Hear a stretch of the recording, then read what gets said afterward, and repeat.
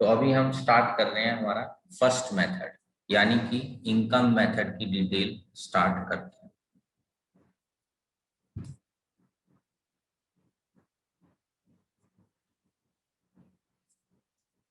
तो last class में देखो मैंने बताया था 4 टाइप की फैक्टर इनकम होती है। बताओ किसी को ध्यान है तो। 4 फैक्टर। रेंट, इंटरेस्ट, प्रॉफिट है, ठीक है। तो पहला मेथड यही कहता है सारी फैक्टर इनकम्स को ऐड करो। तो लिखो ऐड ऑल फैक्टर इनकम्स। तो ये बन गया हमारा फर्स्ट मेथड। एक एक करके हम पढ़ेंगे। अभी हम फर्स्ट मेथड स्टार्ट कर रहे हैं, तो बाकियों की टेंशन हमें अभी नहीं लेनी। इनकम मेथड है जिसका नाम, उसी को अभी सिर्फ हमें स्टडी करना है। सारी फैक्टर इनकम्स को ऐड करना है। बताओ लिख लिया सबने इतना? Yes sir. चलो, अब फैक्टर इनकम्स क्या क्या होती है मैंने पहले ही बताया था तुम्हें। रेंट, इंटरेस्ट, प्रॉफिट और वेजेस वर्ड का। देखो ये सारे जो फॉर्मेट अब हम पढ़ रहे हैं ना, ये फॉर्मेट्स जो हैं ये given by United Nations, side में कहीं नोट कर लो, एंड वर्ल्ड बैंक।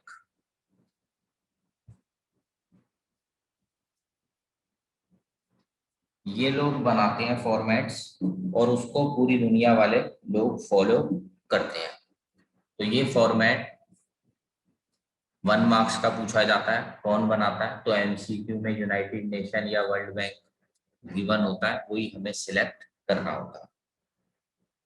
तो ये एक नोट करके साइड में लिख सकते हो। जो बाद में अभी बीच में आए हो, देखो अभी तक हमने सिर्फ एक ही बात लिखी है कि 3 मेथड्स होते हैं और पहला मेथड अब हम स्टार्ट कर रहे हैं। ठीक है, अभी बस यही लिखा है मेथड। मैं अगले पेज पे अभी मैंने स्टार्ट किया है, स्क्रीनशॉट ले सकते हो जो अभी अभी आए हो। तो कुछ ज्यादा खास अभी नहीं लिखा हमने। तो इनकम मेथड अब हम स्टार्ट कर रहे हैं। फर्स्ट, सारी फैक्टर इनकम्स को ऐड करना है। तो रेंट, इंटरेस्ट, प्रॉफिट और वेजेस वर्ड यूनाइटेड नेशंस कहते हैं भाई थोड़ा हल्का लगता है, जैसे कोई बंदा लेबर जॉब वाला हो, वेजेस। तो उन्होंने थोड़ा नाम इसका ऑफिशियल कर दिया, compensation of employees. Wages word को थोड़ा ऑफिशियल नाम बना दिया, कंपेंसेशन ऑफ एम्प्लॉइज। यानी कि जो फैक्टर इनकम्स पहले हमने पढ़ी थी 4, वही फैक्टर इनकम्स हैं। अब थोड़े बहुत चेंजेस यूनाइटेड नेशन को और करने पड़े इस फॉर्मेट में। पहले ये बताओ, ये 4 नाम तो वही हैं जो हमने पहले करे हैं? बताओ। Yes sir. हाँ, तो इसमें कुछ नहीं है भाई, वेजेस की जगह कंपेंसेशन वर्ड आ गया। बट फिर यूनाइटेड नेशन को एक बात और लगी कि एक चीज होती है रॉयल्टी। रॉयल्टी क्या होता है? तो वो मैं तुम्हें अगले पेज पे दिखाता हूँ। हाईलाइट कर रखा है मैंने, सब सॉइल एसेट्स। जैसे मान लो ये पहाड़ है, इसके नीचे कोई मिनरल पड़ा हुआ है, या मिट्टी के नीचे कोई मिनरल पड़ा हुआ है, उसको निकालना है तो उसका किराया अलग से चार्ज होता है। जैसे घर में मैं रहता हूँ, उसका तो लगता है रेंट। और अगर नीचे से मिट्टी से कुछ निकालना है, मुझे कोयला निकालना है, आयरन निकालना है, कुछ निकालना है, तो उसका किराया अलग लगता है। पर उस किराए का नाम क्या होता है बताओ? नया नाम है आज, रॉयल्टी। रॉयल्टी। तो बस एक वर्ड लिख लो, रॉयल्टी मीन्स सब सॉइल एसेट्स का जो हमें चार्ज देना पड़ता है। सिंपल हिंदी ऐसे लिख लो, सब सॉइल मतलब जमीन के नीचे से कुछ निकालना हो। तो ये भी जमीन से रिलेटेड है टॉपिक, रॉयल्टी। तो यूनाइटेड नेशन ने कहा इसका अलग फॉर्मेट नहीं बनाएंगे, रेंट के साथ ही इसको एडजस्ट कर लेते हैं। यानी पहला कॉलम उन्होंने बना दिया रेंट प्लस रॉयल्टी। ये चीज नहीं ऐड होगी। मान लो ये है 10,000, इंटरेस्ट है मान लो 5,000, प्रॉफिट मान लो 3,000, कंपेंसेशन मान लो 2,000। तो टोटल फैक्टर इनकम्स कितनी होगी बताओ इस क्वेश्चन में? 20,000। ये तो हुआ बिल्कुल डायरेक्ट क्वेश्चन, डायरेक्ट इंफॉर्मेशन अगर गिवन। जो कि इतना आसान होगा नहीं। ये तो अभी हम स्टार्ट कर रहे हैं, इसलिए मैंने बिल्कुल डायरेक्ट तुम्हें दे दिया काम। बताओ सबने लिख लिया यहाँ तक? थोड़ा लेवल अब हमें Yes. Yes, sir. Yes. मैं पेज हटाता हूँ ये वाला, आगे बढ़ते हैं। रॉयल्टी मैंने बता दिया, मिट्टी के नीचे बिलो सॉइल रिसोर्स कुछ निकालने हो तो उसका चार्ज। आगे बढ़ते हैं। अब मान लो मिस्टर एक्स है, ठीक है, ये लिखने की जरूरत नहीं है, ये ओरल बात है। वो सिर्फ जॉब करता है, तो वो यहाँ 000 वो यहाँ लिख देगा। मान लो मेरी जॉब है 1 लाख की, तो एक्स अपने फॉर्म में, जरूरी नहीं है सब लोग सारी इनकम कमाते हो। बताओ जरूरी है क्या हर बंदे को रेंट इंटरेस्ट सब आता हो? बताओ। No, No, sir. sir. तो एक्स का मान लो कंपेंसेशन आता है, तो सबको एक फॉर्म दिया जाता है नेशनल इनकम का, ये भरो। वाई को दिया गया, मान लो वाई को सिर्फ किराया आता है 20,000, तो वो किराया भर देगा, बाकी सब 0। समझ आ गया भी लोग कैसे फॉर्म भरेंगे अपना? ये Yes. Yes, sir. वाली बात नहीं है, इसको तुम कहीं लिखो सारे को, ये नोट नहीं करना। ये वैसे ही मैंने सिंपल तुम्हें करने के लिए बताया। अब प्रॉब्लम आ जाती है एक जगह पे। ये तो हो गया जो लोग एक इनकम कमाते हैं या मान लो 2 कमाते हैं, पर कई लोग ऐसे होते हैं उनके पास ना ब्रेकअप अवेलेबल नहीं है। देखो हमने 4 चीजें बनाई हैं यहाँ, ABCD। मान लो कोई बंदा कह रहा है कि मेरे पास टोटल इनकम तो है, मान लो मेरी टोटल इनकम है 4 लाख, पर मुझे ये याद नहीं आ रहा A कितना, B कितना, C कितना और D कितना। ऐसी भी तो सिचुएशन हो सकती है, किसी बंदे की सब कुछ मिक्स हो, तो ऐसे बंदे की इनकम को हम बोलते हैं मिक्स्ड इनकम। मान लो अगले पेज पे, ये एग्जांपल सिर्फ तुम्हें समझना है, ठीक है, लैंग्वेज कुछ इसमें ऐसी मुश्किल नहीं है, पहले तुम समझना इस बात को। मान लो एक डॉक्टर है, ठीक है, अब डॉक्टर की ओन जमीन है, मतलब उसने किसी से किराए पे ली है या नहीं ली? क्या मतलब है इसका?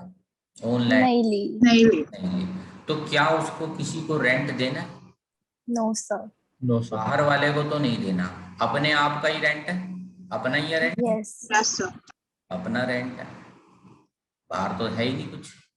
अच्छा, वो खुद ही ऑपरेशन करता है, तो वेजेस किसको दे? Sir, अपने आप को. हाँ, अपनी वेजेस है।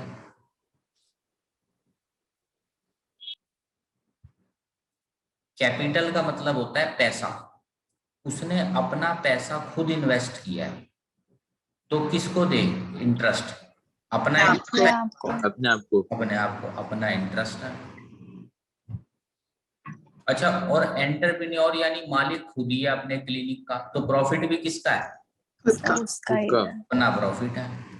तो ऐसे डॉक्टर या इंजीनियर या कोई भी CA आर्किटेक्ट, कई लोग होते हैं जिनका सब कुछ अपना होता है। तो मान लो ये डॉक्टर टोटल कमाता है 10 लाख। अब ये डॉक्टर कहेगा कि मुझे 10 लाख तो पता है मेरी फैक्टर इनकम है, पर इसमें से कुछ लैंड वाला रेंट है, कुछ लेबर वाली वेजेज है, कुछ पैसे वाला इंटरेस्ट है, मुझे ब्रेकअप अवेलेबल नहीं है, पर टोटल कितना है मेरा बताओ? 10 lakhs. तो ऐसे बंदों के लिए यूनाइटेड नेशन ने कहा ठीक है, हम एक अलग कॉलम बना देते हैं। वैसे तो हम 4 कॉलम बनाते हैं ना, देखो, रेंट, इंटरेस्ट। तो ये कहते हैं जो बंदा अलग अलग फॉर्म भर दे तो अच्छी बात है, नहीं तो आखिरकार वैसे भी हमें सबको ऐड ही करना है। तो जब हम डॉक्टर का ये कॉलम बनाएंगे तो डॉक्टर क्या करेगा, इन सब के आगे तो कर देगा डैश, और मिक्स इनकम में क्या लिख देगा सीधा ही? जो टोटल 10 लाख। और जब हम इंडिया का फॉर्मेट बनाएंगे, देखो पूरे इंडिया का, तो क्या करेंगे, सारे इंडिया के जिन जिनका रेंट रॉयल्टी है, मान लो टोटल निकली रेंट रॉयल्टी 100 करोड़, सारे लोगों की रेंट रॉयल्टी ऐड कर दी, इंटरेस्ट ऐड कर दिया 200, प्रॉफिट 300, कंपेंसेशन 400, और ऐसे डॉक्टर्स का हमने लास्ट में मिक्स इनकम ऐड कर दिया, मान लो ये निकला 600। तो अब टोटल इंडिया का हमारे पास डोमेस्टिक इनकम आ जाएगी। जैसे डोमेस्टिक का मतलब होता है, जैसे 2 टाइप के एयरपोर्ट होते हैं ना, एक डोमेस्टिक एयरपोर्ट, एक international airport. Yes, sir. India to India वाले को क्या बोलते हैं हम? domestic. डोमेस्टिक। तो अभी ये विद इन इंडिया इनकम आ गई, सब लोगों की आई है, XYZ डॉक्टर, इंजीनियर सब ऐड कर दिए हमने इसमें, ठीक है। ये फॉर्मेट बन गया सारे इंडिया वालों का, रेंट, रॉयल्टी, इंटरेस्ट, प्रॉफिट। बताओ कितनी आ गई इंडिया की डोमेस्टिक इनकम, सारा ऐड करो। 1600। So 1600 करोड़। बताओ फॉर्मेट समझ आ गया? yes, Yes, sir. sir. Yes, sir. अब बोर्ड वाले एक क्वेश्चन पूछ लेते हैं कि फैक्टर तो 4 है बस, ए बी सी डी, 5वां कॉलम क्यों बनाना पड़ा यूनाइटेड नेशन को, बताओ। क्या सबके लिए बनाया है ये column? No, sir. No, sir. Only for the people who are self-employed. हाँ, that is their total income can not be divided among these 4 types of income. Yes, sir. Yes, sir. तो फिर हमने कहा कोई बात नहीं, वैसे भी तो हमें इंडिया का टोटल ही तो करना है, उन लोगों का पहले से ही मिक्स है तो कोई बात नहीं, ले लेते हैं। अच्छा, जरूरी नहीं है हर क्वेश्चन में मिक्स इनकम हो, ठीक है। मान लो किसी एक देश में सब लोग प्रॉपर रिकॉर्ड्स बना रहे हैं तो हो सकता है उनका मिक्स इनकम ना हो, ठीक है। तो क्वेश्चन में देखना पड़ेगा। बताओ फॉर्मेट समझ आ गया सबको? Yes, Yes, sir. sir. 4 तो फैक्टर इनकम दी है, रेंट, इंटरेस्ट, प्रॉफिट और वेजेस को हम कंपेंसेशन बोलते हैं। रॉयल्टी हमने अलग से ऐड कर दिया, क्योंकि रॉयल्टी भी जमीन से जुड़ी चीज है या नहीं, बताओ। Yes, sir. हाँ, मैंने बताया ना बिलो सॉइल एसेट्स की, तो वो इसी में ऐड होगी। मिक्स इनकम कुछ स्पेशल लोगों की होती है, सेल्फ एम्प्लॉयड। तो ये आ गया डोमेस्टिक इनकम ऑफ इंडिया। बताओ समझ आ गया सबको यहाँ तक? Yes, Yes, sir. sir. Yes, sir. चलो आगे बढ़ते हैं फिर। अब डोमेस्टिक इनकम ऑफ इंडिया तो हमने निकाल लिया, अब इसके अंदर थोड़ी सी और डिटेल हमें ऐड करनी है, क्योंकि हर चीज एकदम डायरेक्ट गिवन हो ऐसा नहीं होगा। हो सकता है रेंट रॉयल्टी तुम्हें गिवन हो, इंटरेस्ट भी तुम्हें गिवन हो, पर हो सकता है प्रॉफिट गिवन ना हो।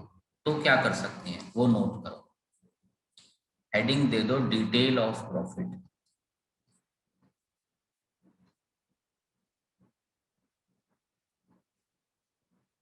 अब मान लो हमारी कंपनी को प्रॉफिट हुआ 100 करोड़।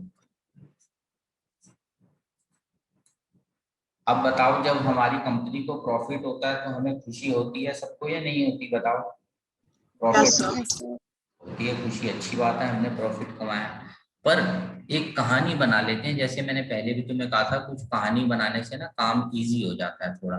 तो कहानी ऐसी बना लेते हैं कि हमने प्रॉफिट एक बॉक्स में यहाँ रखा हुआ था 100 करोड़, और हम बहुत खुश थे, भाई पैसा आया हमारे पास। इतने में एक फोन आ गया मेरे पास इनकम टैक्स डिपार्टमेंट से, और उनका फोन आया कि भाई बहुत पैसे कमा रहा है, टैक्स तो तुझे देना पड़ेगा, टैक्स ले आ।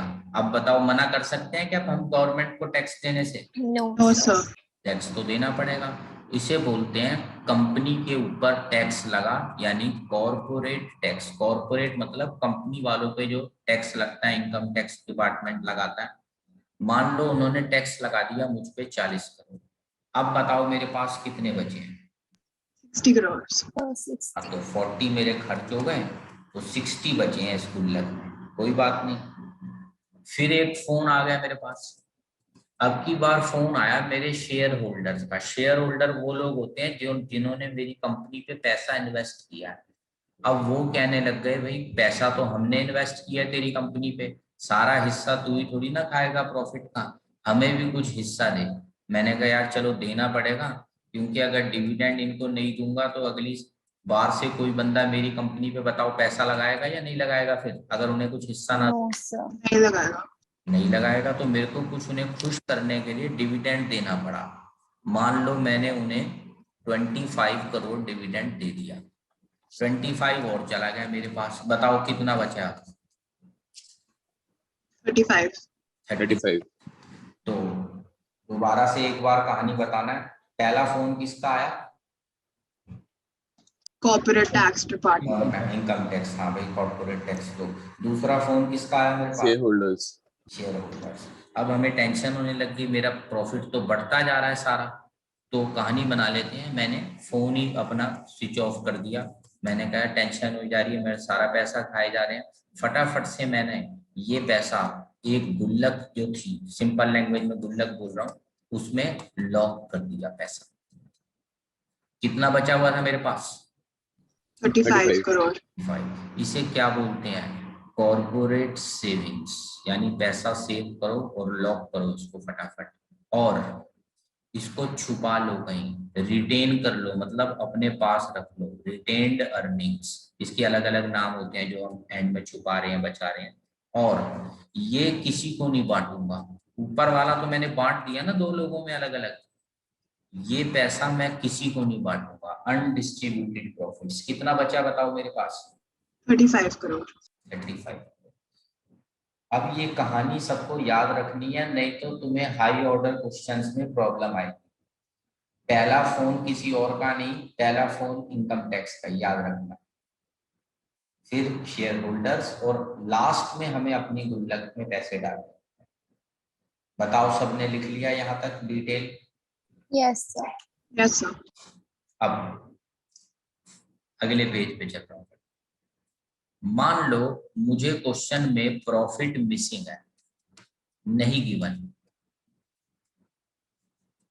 तो कोई बात नहीं, मैं क्वेश्चन में क्या ढूंढूंगा सबसे पहले?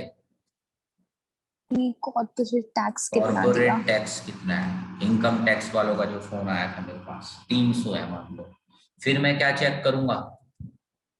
शेयर होल्डर्स को कितना डिविडेंड हाँ, दिया? डिविडेंड कितना है, तो मान लो डिविडेंड है 400। फिर बचा हुआ मैं अपनी गुल्लक चेक करूंगा, क्या बोलते हैं उसको? Corporate saving. Retained earnings. Retain, हाँ, इसके नाम पेपर में घुमा घुमा के आते हैं। मान लो ये है 200। सर थर्ड क्या था?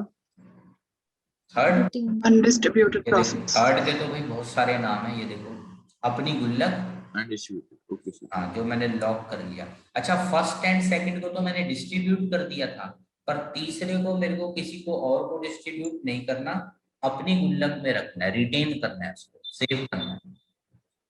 आ गया? अब बताओ प्रॉफिट कितना हो गया फिर, अगर डायरेक्टली गिवन ना तो? 35। 900. हाँ, नहीं, अच्छा, इस क्वेश्चन में, इस क्वेश्चन में इसमें 900। 700 और 2 900। बताओ समझ आ गया प्रॉफिट अगर मिसिंग हो तो? Yes Yes, sir. sir. Yes, sir. अभी मैं इसका लेवल बढ़ा दूंगा धीरे धीरे, ठीक है? पहले थोड़ा हम सिंपल लेवल का क्वेश्चन करते हैं, फिर लेवल बढ़ाएंगे। बताओ, हटाऊं पेज? Yes, yes sir. चलो, अब एक क्वेश्चन है तुम्हारे सामने, सबको पहले कोशिश करनी है अपने आप करने की। मैं पहले थोड़ी हिंट दूंगा, ठीक है? क्वेश्चन नोट नहीं करना, मैंने फोन पे व्हाट्सएप पे तुम्हें भेजा हुआ है।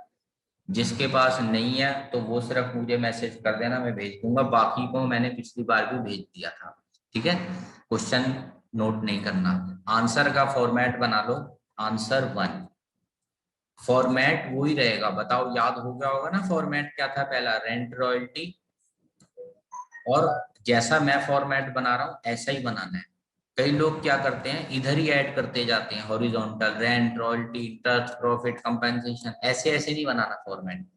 जैसा मैं बना रहा हूं ऐसा ही बनाना है, क्योंकि तुम्हें ऊपर पर्टिकुलर्स, यानी जो आइटम है वो लिखना है, और बाहर वाले कॉलम में उसका अमाउंट लिखना है, ठीक है? ऐसा ही फॉर्मेट बनाना है। फिर इंटरेस्ट, प्रॉफिट, प्रॉफिट ना गिवन हो तो बताओ 3 पार्ट्स अभी हमने पढ़े हैं, क्या होता है पहला?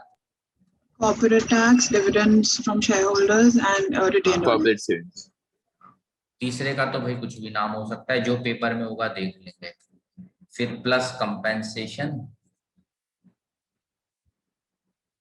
और फिर हो गया हमारा मिक्स्ड इनकम।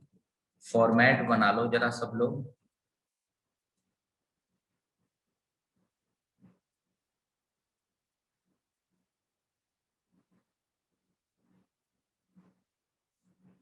और इससे आ जाएगा हमारे पास domestic income.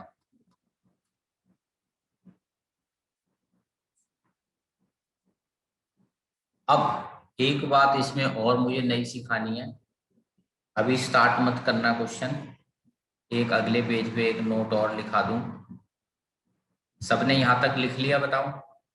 Yes, sir. sir. Yes sir. हाँ, ये वही है जो हम पहले लिख चुके हैं।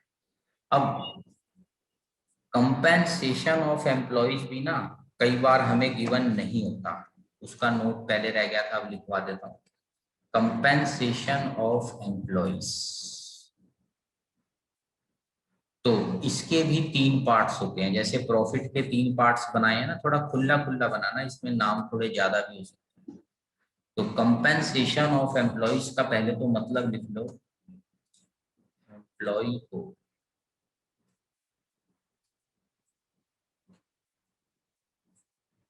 अपनी कंपनी से जो जो फायदे मिले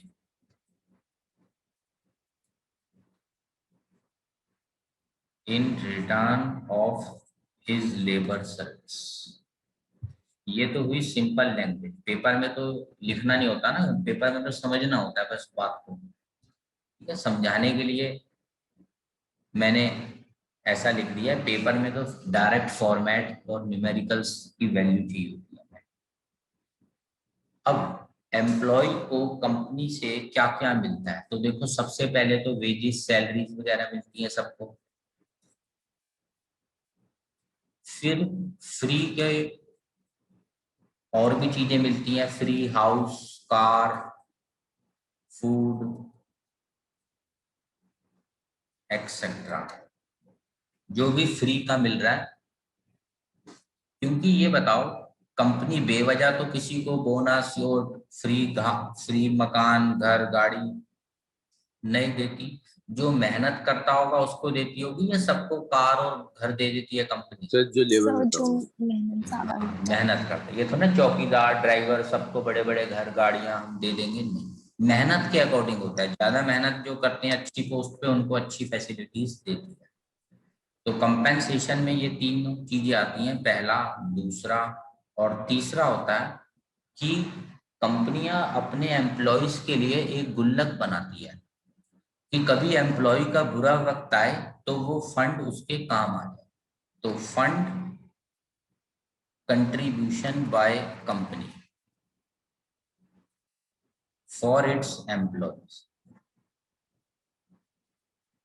सर, तो हर एम्प्लॉय का इंडिविजुअली बनता है ये या एज अ नहीं होल? नहीं, अलग अलग अलग अलग, सबका अलग बनता है। मान लो छोटे लेवल का बंदा है, उसकी गुल्लक में कंपनी डाल रही है 100 रुपए पर मंथ, बड़े लेवल का है 5,000 पर मंथ, और अच्छे लेवल का है 10,000 पर मंथ।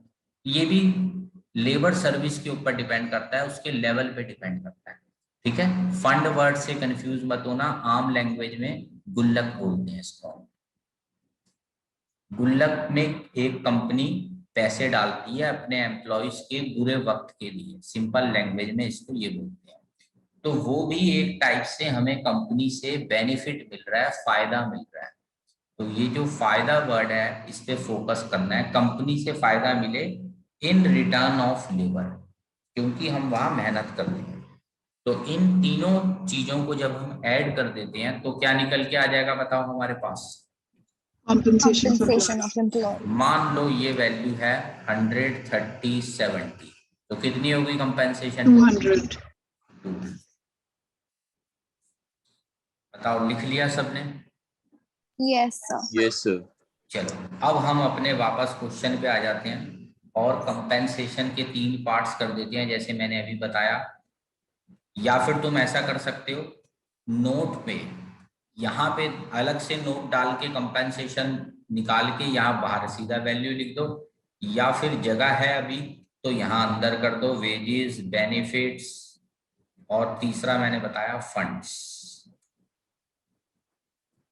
और हर बार नहीं होता कि गिवन ऐसे पार्ट्स में हो, क्या पता कंपेंसेशन कई बार डायरेक्ट भी हो सकती है।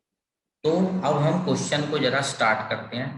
पहली कोशिश करो कि ये तुम्हारे सामने क्वेश्चन है और ये तुम्हारे सामने फॉर्मेट है, तुम्हें सीक्वेंस में बस पोस्ट करना है। जैसे एक आध मैं पोस्ट करके बता देता हूँ, रेंट 5,000, तो पहला आइटम हो गया, टिक जरूर लगा लेना, क्योंकि बहुत बच्चे नहीं तो बाद में वैल्यू भूल जाते हैं कि हमने लिखी नहीं लिखी, भूल तो नहीं गए।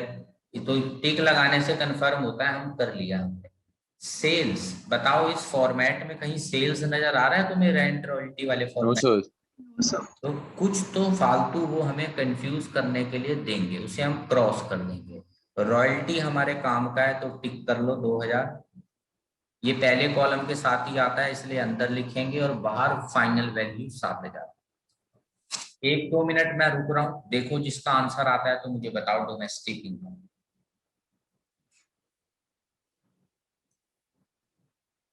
ये फंड पेड बाय एम्प्लॉयर मतलब कंपनी, तो ये आएगा, याद रखना। तो कॉम्पनसेशन में आएगा ना? हाँ, कंपेंस जो कॉलम बनाया हमने फंड वाला, यस सर। मैं डाल देता हूँ। चलो फंड 2500, फंड 2500। सिंपल वाले अपने आप डाल के देखो जरा पहले सब। जो काम का नहीं है उसको छोड़ देना, डेप्रिसिएशन का कोई रोल नहीं, ओल्ड एज पेंशन कोई रोल नहीं।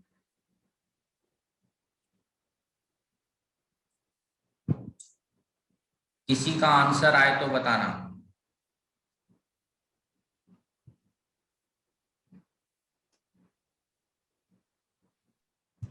सर 56,000। 56,000 एक आंसर आया है। आप बताओगे बाकी भी? सर 56 ही है। 56 ही है। आप वैभव, साची, बताओ भी जरा सब। ध्रुव,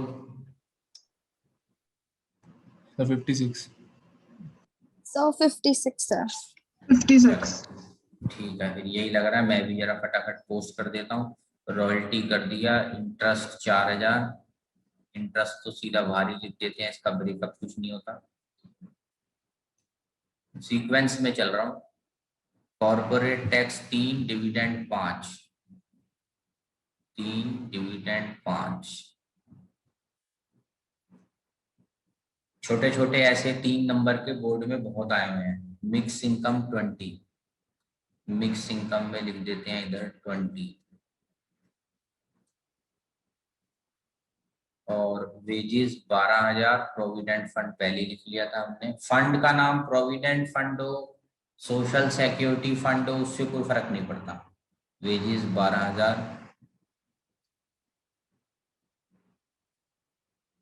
फ्री हाउस अभी मैंने बताया, बेनिफिट्स में आएगा 500।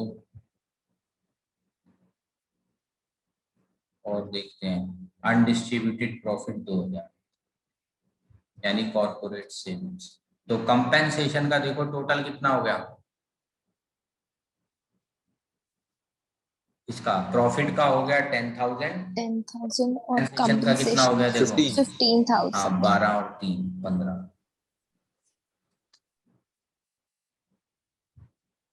बताओ भाई, किसी को कुछ पूछना है तो। No sir. No, sir. 56,000 बताओ, हो जाएगा बेसिक लेवल अगर आ जाए। डोमेस्टिक इनकम निकालो इंडिया की। Yes Yes, sir. sir. Yes sir. ये हमारा स्टैंडर्ड फॉर्मेट है। एक बेसिक लेवल के क्वेश्चन ऐसे आ चुके हैं बोर्ड में। और देखो क्या होता है, कई कई बार बोर्ड में थोड़े हाई लेवल भी आ जाते हैं, तो स्कूल वाले भी थोड़ा हाई लेवल दे देते हैं। तो तैयारी तो हाई की भी करनी होती है। माना बोर्ड में वो कभी कभी आते हैं, पर मान लो हमारे टाइम में आ गए तो दिक्कत हो जाएगी। 90% तो डायरेक्ट ही आते हैं, पर 10% कभी कभी 5 साल 10 साल में 1-2 बार हाई लेवल आ जाते हैं। तो थोड़ा लेवल अब हमें बढ़ाना है अपना। स्कूल वाले तो ज्यादातर हाई लेवल ही देते हैं, थोड़ा प्रैक्टिस अच्छी करवाने के लिए। तो थोड़ा बड़े लेवल का क्वेश्चन करते हैं। सबसे पहले प्रॉफिट की डिटेल। अब प्रॉफिट की डिटेल को समझाने के लिए मैं एक बॉक्स सामने तुम्हारे दिख रहा है, इसमें 3 कॉलम्स बने हुए हैं, ठीक है। सबसे ऊपर यानी सबसे पहला कॉलम क्या बोलते हैं इसको। मान लो ये एक गुल्लक है टोटल, पहले हिस्से को क्या बोलते हैं हम, corporate Corporate tax. tax. Tax. मान लो इस पूरे बॉक्स में ये जो पहला कॉलम बना हुआ है, इसमें कॉर्पोरेट टैक्स का पैसा भरा हुआ है हमने, मान लो 5,000, ठीक है। सेकंड लेवल वाले डिविडेंड। पैसे बोलते हैं डिविडेंड। Dividend to के shareholders. लिए हमने पैसे रखे हुए हैं, मान लो 3,000। ध्यान से देखना जरा सब लोग, ये हाई ऑर्डर बात अब मैं करवा रहा हूँ। देखने में सिंपल लग रही है, पर अभी 2 मिनट बाद तुम्हें पता चलेगा ये क्या लिखा है। अब बचा तीसरा क्या होता कॉर्पोरेट है, सेविंग। उसे हम अभी के लिए कॉर्पोरेट सेविंग नाम दे देते हैं। नाम तो और भी होते हैं, अनडिस्ट्रीब्यूटेड और ये कॉर्पोरेट सेविंग सिंपल। चलो मान लो ये है 1,000। अब मेन बात मुझे ये बतानी है कि सीक्वेंस ब्रेक नहीं करना। फर्स्ट सीक्वेंस फर्स्ट आइटम ही रहेगा, यानी सबसे पहले हमें अपने टोटल प्रॉफिट में, टोटल प्रॉफिट मैं मान रहा हूं एक टोटल बॉक्स, ठीक है, टोटल बॉक्स में कितने पैसे पड़े हैं बताओ? 9,000. टोटल बॉक्स में पैसा है 9,000, ठीक है। एक रफ सा तुम भी ना बॉक्स बना सकते हो, ऐसे ही सिंपल स्क्वायर बॉक्स बना लो, 3 हिस्से कर लो ऐसे जैसे मैंने करे। चलो टोटल बॉक्स में पैसा है 9,000। अब ध्यान से सुनना, एक तो मैंने कहा है सीक्वेंस ब्रेक नहीं हो सकता, सबसे पहला बॉक्स सबसे पहले पे करना है। कितना पे करना है हमें सबसे पहले? 5,000. 5,000. हम 3,000 डायरेक्टली पे नहीं कर सकते, क्योंकि जब डब्बा खुलेगा तो सबसे पहले पहला वाला ही देना पड़ेगा, ठीक है, ऐसे तुम याद रख लो। और वैसे भी गवर्नमेंट को हम ये बोल सकते हैं, प्रैक्टिकल होकर सोचो, गवर्नमेंट हमारे पास आए हैं ऑफिसर, हमें इनकम टैक्स दो, हम कह रहे हैं नहीं नहीं यार मैंने तो ना डिविडेंड और सेविंग में भर लिया पैसा, अभी नहीं है, इस साल घर जाओ दोबारा आना अगले साल, कोई बोल सकता है ऐसा तुमको? No, sir. No, sir. Case बना देंगे वो तो हम पे। ऐसा नहीं होता, सबसे पहले गवर्नमेंट को ही हिस्सा जाता है। अब पेपर में घुमा के क्वेश्चन कैसे आएंगे, ध्यान से सुनना। हम अब से एक नया वर्ड सीख रहे हैं, उसका नाम है खर्चा नंबर 1। खर्चा नंबर 1 कौन है बताओ? इसको खर्चे। Corporate tax. खर्चा नंबर 2 क्या देना है हमें? डिविडेंड। और खर्चा नंबर 3 मतलब जो मुझे चाहिए वो है मेरी सेविंग्स। अब मान लो बोर्ड में या स्कूल के पेपर में लिखा हुआ आ जाता है प्रॉफिट आफ्टर टैक्स इज 20,000, तो इसका मतलब वो क्या कहना चाह रहा है question? Sir, dividend plus savings. Dividend plus savings, बिल्कुल बिल्कुल सही बोला तुमने। यानी इस क्वेश्चन में अगर मैं बोलूं प्रॉफिट आफ्टर पेइंग टैक्स, इस सामने वाले क्वेश्चन में कितना है? 4,000. 4,000. 4,000, बिल्कुल सही है। और सुनो, प्रॉफिट आफ्टर पेइंग डिविडेंड कितना बच रहा है? 1,000. 1,000, बिल्कुल सही है। अगला सुनो, profit before paying corporate tax कितना है? 9,000. 9,000. क्योंकि अभी तो मैंने गुल्लक खोली ही नहीं, ये बॉक्स खोला ही नहीं, इसका मतलब तीनों के तीनों पड़े हुए हैं। बताओ क्या मुश्किल लग रहा है कुछ जो मैंने word? No, sir. No, sir. ठीक है। प्रॉफिट आफ्टर खर्चा नंबर 1 का मतलब अभी सेकंड और थर्ड के लिए कितने रुपए पड़े हैं मेरे पास? 4,000. 4,000। ये बॉक्स याद रखना, थोड़े क्वेश्चंस का लेवल अब मैं बढ़ा रहा हूं। सबने बना लिया यहाँ तक? Yes, sir. बनाना Yes, sir. है, इसमें नहीं था, सीखना ज्यादा था तुम्हें। चलो अब मैं तुम्हारे सामने एक क्वेश्चन ला रहा हूं और मुझे तुम उसका टोटल आंसर बताना। क्वेश्चन 2 तुम्हारे फोन में ही है, क्वेश्चन नहीं लिखना, आंसर 2 करके मुझे लिख के बताओ। फॉर्मेट बना लो, corporate tax, dividend, corporate savings. मुझे टोटल प्रॉफिट चाहिए कितना है, टोटल प्रॉफिट का बॉक्स तीनों मिला के Sir, done. कितना है आंसर? Sir, 1,200. 1200। और कोई? Yes, sir. 1,200. Yes, sir. 1,200. ठीक आंसर आया बिल्कुल। देखो प्रॉफिट आफ्टर टैक्स, टैक्स होता है खर्चा नंबर 1, है ना, तो खर्चा नंबर 1 हो चुका है और कितने रुपए बचे हैं हमारे पास बताओ? Sir, profit 950. 1,000. 1,000. Profit after tax है 1000, मतलब प्रॉफिट आफ्टर टैक्स मतलब ये वाली गुल्लक पे हो चुकी है, ये वाला खर्चा हो चुका है, तो आफ्टर टैक्स मतलब ये दोनों हो गया ना। Yes, sir. Profit after tax, tax पे हो चुका है, बाकी कितना रुपया बचा है मेरे पास? पढ़ो क्वेश्चन में, 1000, मतलब इन दोनों के लिए मेरे पास बचा है 1000। और टैक्स कितना है क्वेश्चन में देखो? 200. 200, टैक्स है 200, तो टोटल बॉक्स कितना हो गया बताओ? 1,200. 1200। तो हमें Sir, टोटल बॉक्स चाहिए होता है। सर तो हमें इसे क्वेश्चन में और डिविडेंड को हाँ। 50 दिखाना है, सेविंग्स को 950 या ऐसे ही करके टोटल लिख दे। तुम्हारी मर्जी है, तुम करो या ना करो, टोटल बॉक्स को फर्क पड़ेगा बताओ? नो सर, वो बस स्टेप मारने के लिए। हाँ हाँ, नहीं नहीं नहीं, वो नहीं देखते उतना, उन्हें टोटल बॉक्स से मतलब है। टोटल बॉक्स यानी टोटल प्रॉफिट जो है वो है हमारे पास 1200, ये है इसका आंसर। और जिस तरीके से बॉक्स बना के बता रहा हूं वैसे करोगे तो दिक्कत नहीं होगी। पहला खर्चा दे दिया, दूसरे और तीसरे के लिए 1000। अगला बताओ, profit after dividend. So 1250. 1250. Sir 1250. ठीक है, जिसको नहीं आया मैं एक बार समझा देता हूं। प्रॉफिट आफ्टर डिविडेंड, डिविडेंड कौन सा स्टेप खर्चा है, 1 या 2? So 2.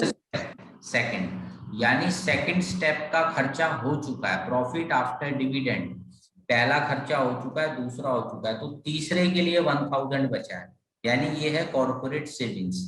तो पहला और दूसरा मुझे चाहिए। पहला है देखो कितना, 1000, और दूसरा है 200। पहला है, एक मिनट, प्रॉफिट आफ्टर डिविडेंड तो मैंने लिख दिया 1000, पहला है 200 और फिर है 50। तो 200 और 50, ये हो गया कॉर्पोरेट टैक्स, ये हो गया डिविडेंड, और ये हो गया सेविंग्स। यानी टोटल बॉक्स हो गया हमारा 1250। Yes sir. टोटल बॉक्स हो गया 1250। हमें हमेशा जो प्रॉफिट चाहिए टोटल बॉक्स चाहिए। अब कईयों के मन में ये डाउट आ सकता है, प्रॉफिट आफ्टर डिविडेंड लिखा है, टैक्स तो नहीं लिखा, उसका क्या जवाब दें बताओ। तो वो क्योंकि पर्टिकुलर हम ऑर्डर स्टेप से बाय शुरू होता स्टेप है। चलते हैं। एग्जैक्टली। हम स्टेप बाय स्टेप चलते हैं, बिल्कुल सही जवाब है। क्योंकि हम डायरेक्ट सेकंड खर्चे की पेमेंट नहीं कर सकते, पर ये बात तो वही समझ पाएगा जिसको सीक्वेंस आता है कि पहला सीक्वेंस टैक्स है, दूसरा सीक्वेंस डिविडेंड है। मान लो कोई बंदा सोच ले इसको डिविडेंड स्टेप 1 है, तो उसका पूरा क्वेश्चन गलत हो जाएगा, क्योंकि वो सोचेगा पता नहीं टैक्स नहीं दिया लग रहा है, वो गलत हो जाएगा। पर जिसने सीक्वेंस वाली कहानी जो मैंने सुनाई है तुम्हें, पहले गवर्नमेंट का फोन फिर शेयर होल्डर, वो बंदा तो गलती नहीं करेगा। बताओ, हो यस जाएगा। सर। ठीक Yes, है, sir. ये या तो 1 मार्कर में आते हैं छोटे छोटे क्वेश्चंस, या बड़े क्वेश्चन का ये पार्ट होगा जहां प्रॉफिट मिसिंग होगा और तुम ऐसे निकाल सकते हो। चलो अगला क्वेश्चन करते हैं। क्वेश्चन 4, फाइंड प्रॉफिट, बताओ। सर 1000। Sir 1000. 1000। और किसी का कुछ डिफरेंट आ रहा है तो बताओ। चलो मैं हिंदी बोलता हूँ आम लैंग्वेज में। प्रॉफिट बिफोर टैक्स मतलब प्रॉफिट बिफोर खर्चा नंबर 1। बंदे ने अभी तक फर्स्ट खर्चा भी पे नहीं किया, मतलब 7,050. नहीं नहीं, ये टोटल बॉक्स ही कितने का है, 1000। ये बताओ, ये टोटल बॉक्स है, खर्चा नंबर 1 तो पे हुआ नहीं, तो क्या 2 पे हुआ है, नो सर। 3 पे हुआ है, नो सर। तो इसका मतलब टोटल बॉक्स ही कितने, 1000। टोटल बॉक्स ही 1000। अभी तो तीनों खर्चे करने हैं तुम्हें इसमें, तो टोटल बॉक्स ही हमें निकालना होता है, क्योंकि जो हमारा फॉर्मेट का प्रॉफिट होता है वो टोटल बॉक्स होता है। सिंपल समझने में आ गया अभी 1000 सबको Yes, sir. Yes sir. Yes sir. चलो फिफ्थ बताओ। So sir 1200. 1200। सर क्वेश्चन 2 की तरह सेम है। हाँ, और जिसको नहीं आया वो लोग बोर्ड पे देखो। प्रॉफिट के 3 पार्ट, कॉर्पोरेट टैक्स, डिविडेंड और कॉर्पोरेट सेविंग्स। तो profit before dividend, profit before dividend को मैं बोल सकता हूं प्रॉफिट बिफोर खर्चा नंबर कौन सा, 2। सर 1। सर 2। प्रॉफिट बिफोर खर्चा नंबर 2। और सेकंड खर्चा नहीं हुआ तो बताओ थर्ड हो गया क्या, नो सर। तो कौन सा हुआ है अगर सेकंड थर्ड नहीं हुए तो, फर्स्ट। फर्स्ट हो गया। तो इसको मैं बोल सकता हूं प्रॉफिट आफ्टर खर्चा 1, है ना, फर्स्ट है ना। तो पहला खर्चा हो चुका है और हमारे बॉक्स में कितने रुपए पड़े हैं बताओ? 1000. 1000. तो सेकंड और थर्ड खर्चा नहीं हुआ और उसके लिए मेरे पास कितने रुपए पड़े हैं? 1000. 1000. तो टोटल बॉक्स कितने का हुआ? 1000 plus 200. हाँ, टैक्स ऊपर है 200, तो इनको ऐड कर दो, टोटल बॉक्स आ गया 1200. बताओ आया समझ? ये वाले केस बोर्ड में बहुत कम दिखते हैं, पर 2-3 साल पहले, ज्यादा पुरानी बात नहीं है, आया था. 2-3 साल से बंद पड़ा है, उससे पहले भी 4-5 साल पहले आया था. यानी तुम मान लो 10 साल में एवरेज 1 या 2 बार ही आता है. पर हमारा साल वो ना निकले, इसलिए सेफ्टी के लिए हम कहते हैं कर दो. बताओ भाई, संभाल लोगे ऐसे केसेस कोई आ जाए तो after before? Yes, sir. Yes, sir. Yes, sir. बस ये सिंपल हिंदी बॉक्स वाली याद रखना, सीक्वेंस याद रखना. पहला खर्चा पहला होता है, दूसरा सेकंड, लास्ट थर्ड सीक्वेंस. चलो आगे बढ़ते हैं. अब कंपेंसेशन ऑफ एम्प्लॉइज का है क्वेश्चन नंबर 6. ठीक है, 5 तक तो हमारे हो गए थे, अब 6 करते हैं. सिर्फ कंपेंसेशन का फॉर्मेट बनाओ. बताओ क्या बताया था मैंने अभी? सबसे पहला क्या होता है? Wages या Wages. salaries. Wages, salaries. Free house, free हाँ हाँ, उसमें वो क्वेश्चन में देख benefits. लेंगे क्या भी है, बेनिफिट्स. और थर्ड हो गया हमारा फंड. और कंपेंसेशन की मैंने हिंदी लिखाई थी, एक बार वो भी पढ़ के बता दो कोई. क्या लिखा था? एम्प्लॉय को, सर जो एम्प्लॉय को अपनी कंपनी से जो फायदे मिलते हैं इन रिटर्न हाँ, of his labour labour. Service. ठीक है, दोबारा लिख रहा हूँ तुम्हारे को ताकि सामने दिखता रहे. In return of his labour service. चलो स्टार्ट करते हैं, अब सीक्वेंस में चलते हैं. पहला, डियरनेस अलाउंस. अब ये वर्ड ध्यान रखना है, डियर का मतलब क्या होता है बताओ? खास या फालतू? Dear Pass. खास. तो जब चीजें कुछ खास महंगी हो जाती है ना, तो अच्छी कंपनियां अपने एम्प्लॉयज को ध्यान रखती हैं कि भाई चीजें खास महंगी हो रही हैं, इनको अलाउंस यानी एक्स्ट्रा पैसे दो. तो क्या लगता है तुम्हें, ये आना चाहिए या नहीं आना चाहिए बेनिफिट? आना चाहिए सर बेनिफिट. आना चाहिए. आना आना चाहिए चाहिए. तो भाई वो बंदे मेहनत कर रहे हैं, कंपनी उनका ध्यान रख रही है, ये तो बिल्कुल सही बात है. बेनिफिट हो रहा है एम्प्लॉय को, तो लिखो डियरनेस 200. हिंदी मैंने बता दी, जब चीजें महंगी होती हैं, खास होती हैं, तो अच्छी कंपनियां एम्प्लॉयज को एक्स्ट्रा पैसे देती हैं डियरनेस के लिए. सेकंड, आना चाहिए नहीं आना चाहिए? सर आना चाहिए. तो आना चाहिए हाउस, बेनिफिट्स में. हाँ इसी में लिखो प्लस हाउस 100. अगला, लंच यस की फैसिलिटी, ये भी आना चाहिए. Yes, sir. ये बेनिफिट्स जो में. ग्रीन कलर की नीचे हिंदी लिखी है ना मैंने, जब तक इस हिंदी में वो चीज फिट हो रही है वो आएगी. लंच 240 तो लंच 40. अगला, employer contribution to social security का मतलब होता है वही सिक्योरिटी, फंड. होता है उसकी सेफ्टी. तो एम्प्लॉय की सेफ्टी के लिए एम्प्लॉयर कंट्रीब्यूशन कर रहा है. एम्प्लॉयर कौन होता है बताओ? कंपनी होता है या वो एम्प्लॉय होता है? सर और Company employer होता है जो employee को वो करता है hire. Hire. यानी एक टाइप से कंपनी होगी ना. Yes, sir. तो बताओ आना चाहिए या नहीं आना चाहिए? आना चाहिए. Yes, sir. फंड, फंड में लिखो 60. नाम है सोशल सिक्योरिटी. फंड का नाम अलग अलग होते हैं, वो धीरे धीरे मैं सिखाता रहूंगा नाम जब आएंगे. 60. अगला,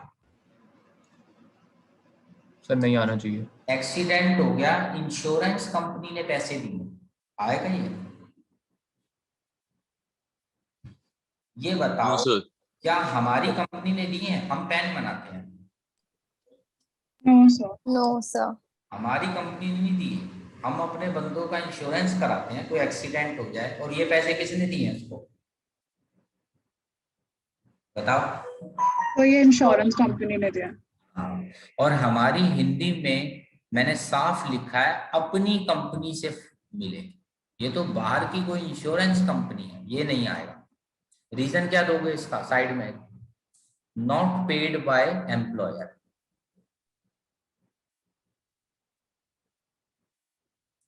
लिख लिया सबने?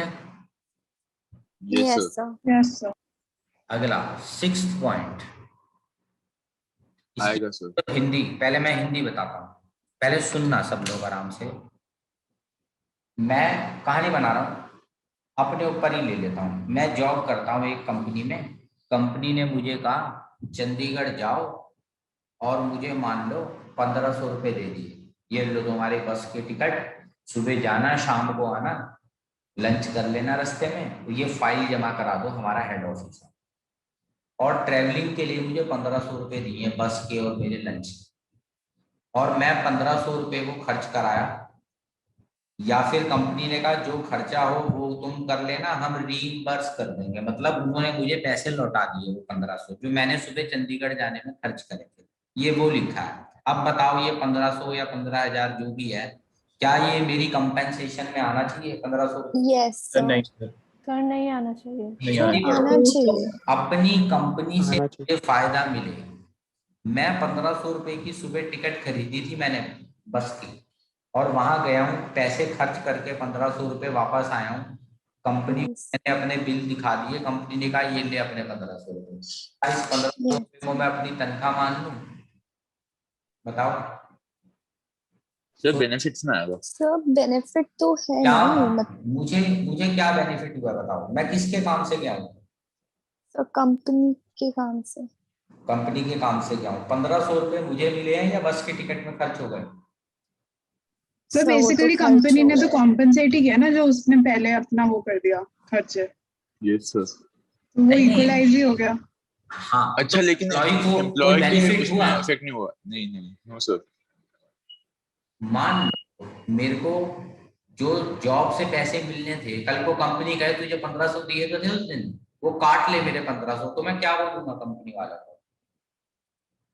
क्या तुमने मुझे 1500 मेरे यूज के लिए दिए थे या अपने काम के लिए दिए थे फिर बताओ? वो अब कंपनी का ही तो काम करने गया था, तो हाँ, कंपनी का ही काम हो मेरे रहा को था. क्या फायदा मिला? अब मान लो कल को मुझे कंपनी का ये ले 5 लाख रुपए, और तुझे अब्रॉड जाना है, फ्लाइट की टिकट खरीद लियो, काम करा, मैं 5 लाख रुपए खर्च करके आ गया कंपनी का काम करके, और कंपनी मुझे अब 5 महीने तक तनख्वाह ही ना दे। भाई तेरी तो 1 लाख तनख्वाह थी, 5 महीने के 5 लाख तेरे को दिए थे जब फ्लाइट में गया था तो कंपनी के काम से। ऐसी कंपनी में तो मैं काम ही ना करूँ, है ना? क्योंकि ये क्या बात हुई, मुझे तो तुमने इसका मतलब पैसे ही नहीं दिए, अपना काम करवा रहे हो। ये आगे पॉइंट समझ में बताओ। और जी सर, आगे. है कंपनी Yes, से sir. मुझे कुछ फायदा मिलना चाहिए। मेरे तो घर और हाथ में आए ही नहीं पैसे, ये तो ट्रैवलिंग में ही खर्च हो गए। हाँ, अगर अगर लिखा होता, सुनना, ट्रैवलिंग एक्सपेंसेस दिए हैं फॉर पर्सनल फैमिली ट्रिप, अब बताओ। हाँ जी सर, तब तो बेनिफिट है. बेनिफिट तो होता. भाई मैं एंजॉय करके आया हूँ, मेरी फैमिली एंजॉय करके आई है, वो तो मुझे कंपनी से बेनिफिट है। पर तुम कंपनी के काम से मुझे जो भेज रहे हो वो नहीं। समझ आ गया क्वेश्चन? तो वो ध्यान से समझना पड़ता है। Yes, sir. तो इसके आगे लगाओ नो। रीजन क्या लिखोगे? No Sir, as it is not a benefit personal to the benefit, हाँ employee. लिखो, this travelling expense is not personal benefit. अगला वेजेस 500। अब बताओ ऐड करके कितना आ रहा है कंपेंसेशन? 900. Sir, 900. ये भी 3 मार्क्स का बोर्ड में आया हुआ है इस टाइप का।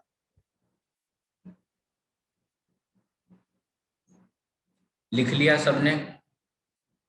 Yes, sir. सर 940 आएगा ना टोटल?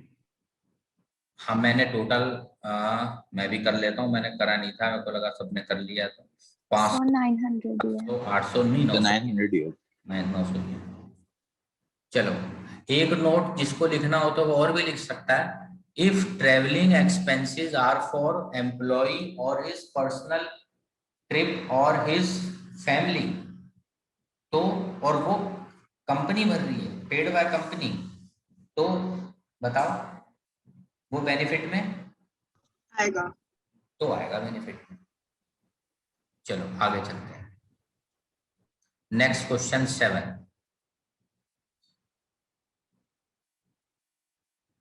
फाइंड कंपेंसेशन, फिर से फॉर्मेट बना लो। बेनिफिट वाला फॉर्मेट थोड़ा ना बड़ा ही रखना चाहिए, क्योंकि ऐसे क्वेश्चनों में ना कई बार चीजें ज्यादा होती है। वेजेस वाला तो छोटा ही बहुत होता है। बेनिफिट्स फंड, चलो सबने पार्टिसिपेट करना है भाई, कोई ऐसा ना सोचे कि बस मुझे तो बैठ के कॉपी करना है। चाहे तुम गलत बता दो पर बताओ सही मुझे आंसर। पहला एंड, हाँ बताओ। सर पहला वाला नहीं आएगा। किसी को लगता है आएगा?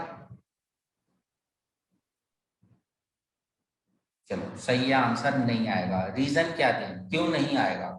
Sir no personal benefit. बिल्कुल सही बात है।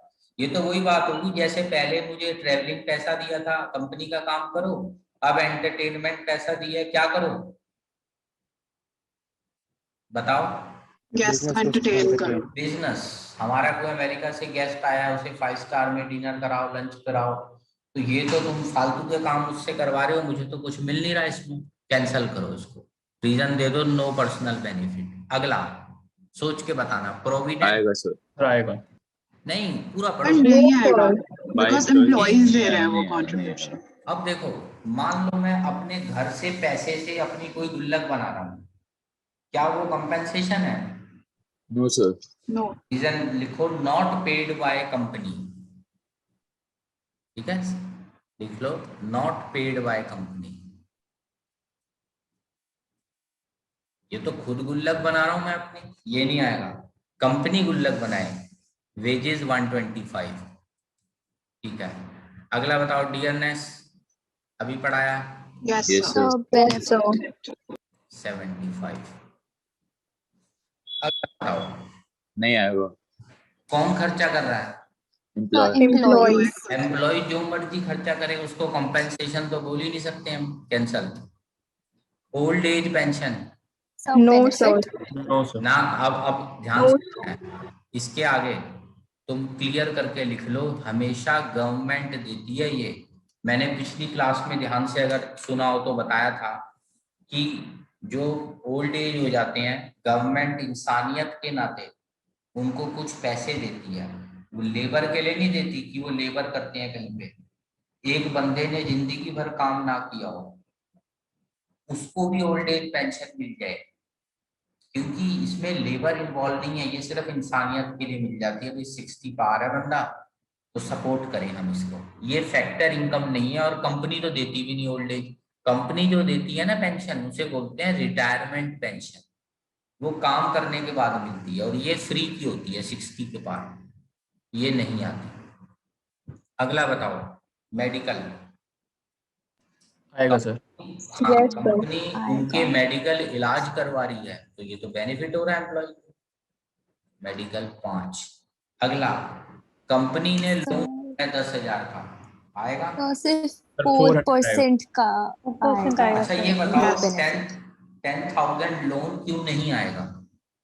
तो so क्योंकि क्योंकि 10,000 वो 6% इंटरेस्ट वापस भी दे रहा है, मतलब उसका 6%। नहीं, कई लोग कहते हैं 10,000 ही लिख दो बेनिफिट। बेनिफिट नहीं हुआ, 10,000 मुझे वापस करना है या नहीं करना बताओ? करना है सर, करना है। करना है, तो 10,000 तो है ही नहीं बेनिफिट, वो तो भूल ही जाओ। बेनिफिट मेरे कंपनी ने क्या दिया है मुझे? 4% सो बेनिफिट। यस सर, क्योंकि मार्केट रेट 10% था। हमने कहा यार देख, तू हमारा बंदा है ना, 6% दे दियो इंटरेस्ट।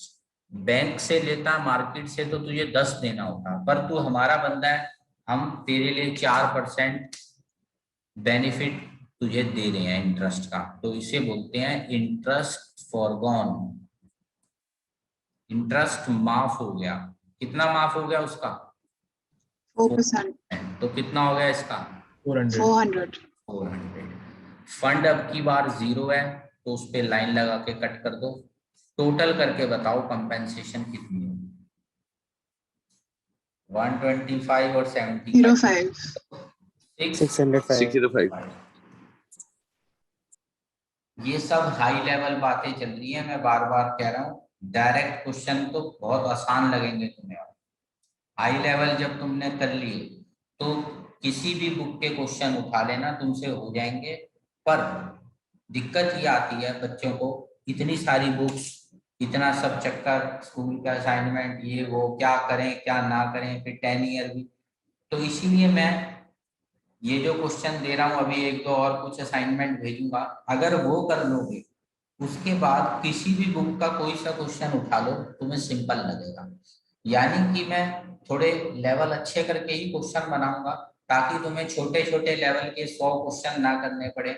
20 मेरे क्वेश्चन कर लो तो वो 100-150 अलग किताबों के बराबर ही, क्योंकि मैं सबके पॉइंट्स एक साथ उठा रखे हैं मैंने।